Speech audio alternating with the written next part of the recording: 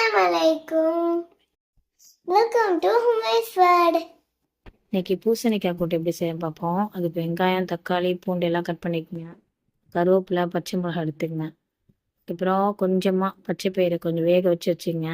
அதுக்கப்புறம் பூசணிக்காய் தோல்லாம் எடுத்துட்டு உலரோட விதையை எடுத்துகிட்டு புதுசாக கட் பண்ணிக்கோங்க. அதுக்கப்புறம் ஒரு சட்டியில் கொஞ்சமாக எண்ணெய் ஊற்றி ஜீரகம் போட்டுங்க. ஜீரகம் நல்லா பொரிஞ்சதுக்கப்புறம் இது கூட வெங்காயம் போட்டுங்க. வெங்காயம் போட்டு அப்புறம் கருவேப்பிலை, அப்புறம் பூண்டு, அப்புறம் பச்சை மிளகாய் போட்டு லைட்டாக வதக்கிக்குங்க.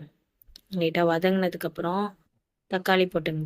தக்காளி போட்டு அது கூடயே கொஞ்சோண்டு உப்பும் போட்டுங்க. உப்பு போட்டால் சீக்கிரம் வதங்கிடும். நல்லா வதங்கினதுக்கப்புறம் கட் பண்ணி வச்சுருக்க பூசணிக்காவை அதையும் போட்டுருங்க.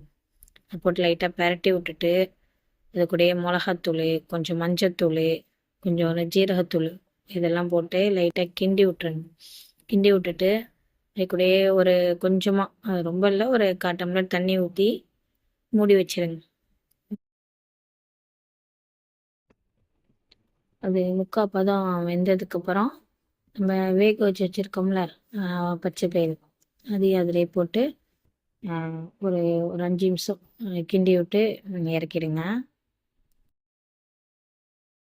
இது வந்து நீங்கள் சப்பாத்தி கூட அப்புறம் ரைஸ் கூடயும் வச்சு சாப்பிடலாம். நல்லா டேஸ்ட்டாக இருக்கும். இது வந்து உடம்புக்கும் ரொம்ப நல்லது பூசணிக்காய். நீங்களும் உங்கள் வீட்டில் ட்ரை பண்ணி பாருங்கள். இந்த வீடியோ பிடிச்சிருந்தா லைக் பண்ணுங்க, ஷேர் பண்ணுங்க, சப்ஸ்கிரைப் பண்ணுங்க.